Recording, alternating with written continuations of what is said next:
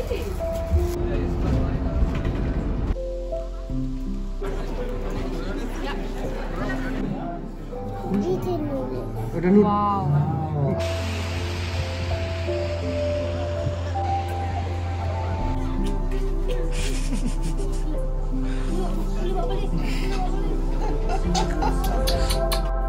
Everyone, আমি সুমনা। আমার নতুন একটা ব্লগে তোমাদের অনেক অনেক স্বাগতম। আজ বারটা শনিবার, আর আজ সকাল সকাল ব্রেকফাস্ট করে আমরা সবাই মিলে যাব হাইডেলবার্গ।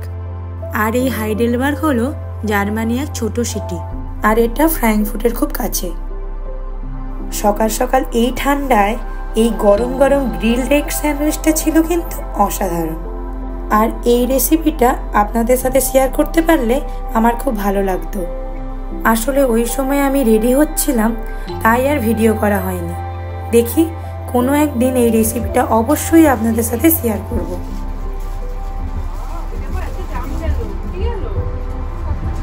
তো চলুন, আমরা এখন অলরেডি বেরিয়ে পড়েছি, আর আমাদের হাতে আছে শুধু আজকের দিনটা। আর দেখতে দেখতে দিনগুলো যেন কত তাড়াতাড়ি শেষ হয়ে গেল। এই কটা দিন আদ্রিক খুব মজা করেই কাটালো। দেখুন না, যতক্ষণ ওর মনি ওর চোখের সামনে, ততক্ষণ মনির সাথে মজা করে চলেছে। যাই হোক, আমরা এখন ট্রামে করে দুল্লাক এসেছি। এবার দুল্লাক থেকে লোকাল ট্রেনে করে যাব হাইডেলবার্গ মেন স্টেশন। ওই 1 ঘন্টার মতো টাইম লেগেছে। আর এখন আমরা হাইডেলবার্গের মেন অ্যাট্রাকশন হাইডেলবার্গ প্যালেস আর ওল্ড ব্রিজ, এইগুলো যাওয়ার আগে যাব কনিস্টোল। আসলে ওখানে খুব সুন্দর ফল কালার হয়, তাই এখন 39 নম্বর বাসে করে যাচ্ছি কনিস্টোল। আর এখন যেহেতু অটম টাইম, তো দেখতেই পাচ্ছেন এখানে খুব সুন্দর ফল কালার হয়েছে। গাছের পাতাগুলো কেমন লাল হলুদ পাতায় সেজে উঠেছে।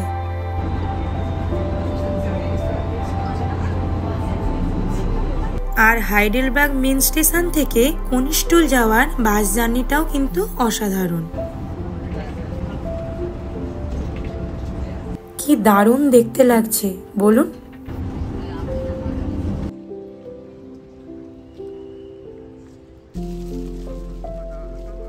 ওই বাস থেকে নেমে আমাদের 5 মিনিটের মতো হাঁটতে হবে। এই তো চলে এসেছি। মনে হচ্ছে আমি এক অন্য কোনো জগতে চলে এসেছি। এই জায়গাটা যে কত সুন্দর, সেটা সত্যি ভাষায় প্রকাশ করা খুব কঠিন। এটা চোখে না দেখলে বিশ্বাস করা যাবে না। যাই হোক, এই জায়গাটায় আমরা 1 ঘন্টার মতো ছিলাম। তারপর এখান থেকে এই বাসে করেই হাইডেলবার্গ মেন স্টেশনে যাচ্ছি।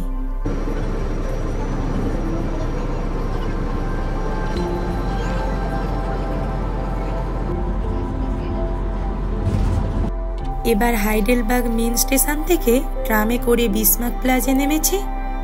এবার এখান থেকে হেঁটে 10-15 মিনিটের মতো লাগবে ওল্ড ব্রিজ যেতে। আর আমরা এখন হাইডেলবার্গ ওল্ড টাউনের মেন স্ট্রিট দিয়ে হাঁটছি। এটা খুবই ফেমাস স্ট্রিট, আর এখানে অনেক শপিং মল আর রেস্টুরেন্ট আছে। আর এই স্ট্রিটটাও কিন্তু হাইডেলবার্গে একটা ট্যুরিস্ট অ্যাট্রাকশন। দেখতেই পাচ্ছেন এই স্ট্রিটটা কতটা বিজি স্ট্রিট, কত লোকের সমাগম।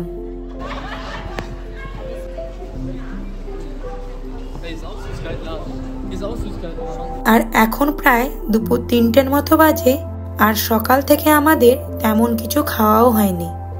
তাই হাঁটতে হাঁটতে সামনে একটা ভিয়েতনামিজ রেস্টুরেন্ট দেখে ভাবলাম আমরা লাঞ্চটা এখান থেকেই সেরে নিই।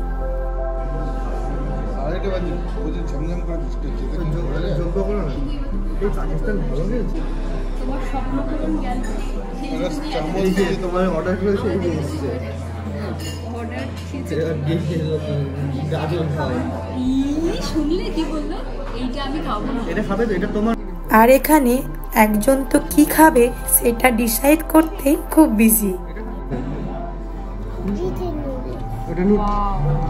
খাবে ওটা? মিট কোথায়, চিকেন কোথায়? তুমি কোনটা খাবে? আইসক্রিম খাবি কি? পরে দেখ আইসক্রিম। আইসক্রিম খাবি আজকে?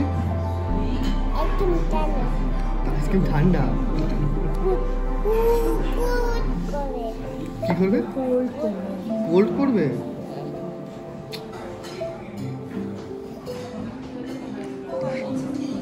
পর পর পর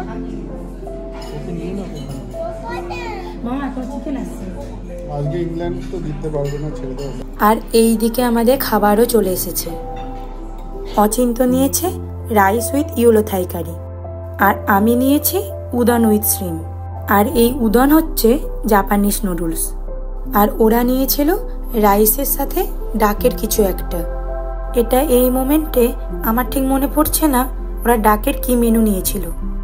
যাই হোক, দেখে তো বেশ ভালোই লাগছে। চলুন খেয়ে দেখি কেমন হয়েছে।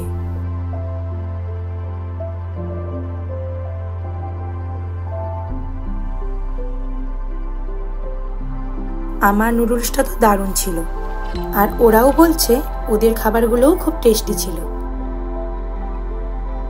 আর এখানে তো আদ্রিক ওর খাবার ছেড়ে এখন আমাদের খাবার খাচ্ছে। আমি বাড়ি থেকে ওর জন্য খাবার বানিয়ে এনেছিলাম, কিন্তু এত ভালো খাবার দেখে আর ওই খাবার কে খাবে। যাই হোক, খাওয়া দাওয়া সেরে একটা ডেজার্ট নিয়ে বসেছি আর টাইমটা পাস করছিলাম, কারণ বাইরে খুব জোরে বৃষ্টি হচ্ছে। এই বৃষ্টির মধ্যে আদ্রিককে নিয়ে কিভাবেই বা ঘুরবো। আর এখন প্রায় 4টের মতো বাজে। এখন বৃষ্টিটা একটু কমেছে দেখে আমরা হাইডেলবার্গে main tourist attraction old bridge, Heidelberg castle, Heidelberg university দেখার উদ্দেশ্যে আমরা আবার বেরিয়ে পড়েছি। যদিও সব কটা জায়গা দেখা এখন মনে হয় আর সম্ভব নয়।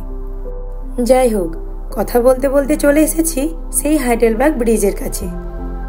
আর এই ব্রিজটা নেকা রিভারের ওপর অবস্থিত, যেটা কানেক্ট করছে ওল্ড সিটির সাথে ইস্ট পার্ট অফ নয়েনহাইম ডিস্ট্রিক্ট। আর এই ব্রিজটা নেকা স্যান্ডস্টোন দিয়ে তৈরি। আর এই ব্রিজটা তৈরি করা হয়েছিল 1788 সালে। আর এটা best known landmark and tourist destination in Heidelberg. আর এখান থেকে হাইডেলবার্গ ক্যাসেলটা খুব সুন্দর দেখতে লাগে। আর এই ক্যাসেলটা যেতে 20 মিনিটের মতো টাইম লাগে এই ব্রিজ থেকে। এটা 20 মিনিট হলো, যেহেতু আপহিল পাথ তাই উঠতে বেশ কষ্ট হয়। যদিও আর একটা অন্য উপায় আছে, সেটা হলো ফিউনিকুলার রেলওয়ে, যেটা ব্রাগবান স্টেশন থেকে স্লস স্টেশনে নিয়ে যায়। আর এই স্টেশনটা ক্যাসেলের খুব কাছে। ক্যাসেলটা খোলা থাকে মনডে টু সানডে, মানে সপ্তাহে 7 দিনে এই ক্যাসেলটা খোলা থাকে, সকাল 9টা থেকে সন্ধ্যে 6টা পর্যন্ত। আর এন্ট্রি ফি 9 ইউরো। এই 9 ইউরোর মধ্যে কিন্তু ওই ফিউনিকুলার ট্রেন ট্রিপটা ইনক্লুডেড। আর এই হাইডেলবার্গ ক্যাসেল খুব পুরনো একটা ক্যাসেল, আর এখানে বছরে প্রায় 10 লাখ লোক আসে ভিজিট করতে। 17 আর 18 সেঞ্চুরিতে ফ্রান্স দ্বারা ধ্বংস হবার পর এই হাইডেলবার্গ ক্যাসেলটা জার্মান গভর্নমেন্ট আংশিকভাবে পুনর্নির্মিত করেছে। এই ক্যাসেল নিয়ে আপনাদের সাথে এত কিছু শেয়ার করলাম, কিন্তু দেখুন দুর্ভাগ্যক্রমে আমাদের এই ক্যাসেলের সামনেই যাওয়া হলো না। হঠাৎ করে আবার এত জোরে বৃষ্টি নামলো, তাই আর যাওয়া সম্ভব হলো না।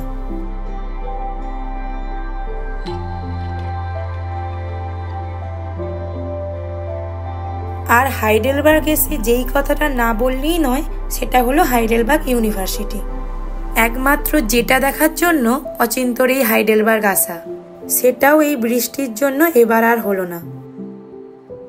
আর হাইডেলবার্গ ইউনিভার্সিটি হচ্ছে জার্মানির সব থেকে ওল্ডেস্ট ইউনিভার্সিটি, আর ওয়ার্ল্ডের 3rd ওল্ডেস্ট ইউনিভার্সিটি। এই ইউনিভার্সিটির অ্যাফিলিয়েটেড এই রকম 57 জন নোবেল প্রাইজ পেয়েছে।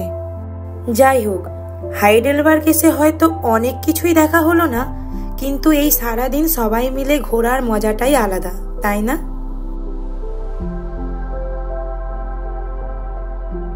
চলুন এবার বাড়ি ফিরি। তাহলে আজকের মতো ব্লগটা এখানেই শেষ করছি। আর হ্যাঁ, ব্লগটা কেমন লাগলো সেটা কিন্তু অবশ্যই জানাবেন। যদি ব্লগটা ভালো লেগে থাকে তাহলে অবশ্যই like, comment, share and subscribe করতে ভুলবেন না। সকলে খুব খুব ভালো থাকবেন, সুস্থ থাকবেন। আবার দেখা হবে খুব তাড়াতাড়ি নতুন কোনো একটা ব্লগে। ততক্ষণের জন্য বাই বাই।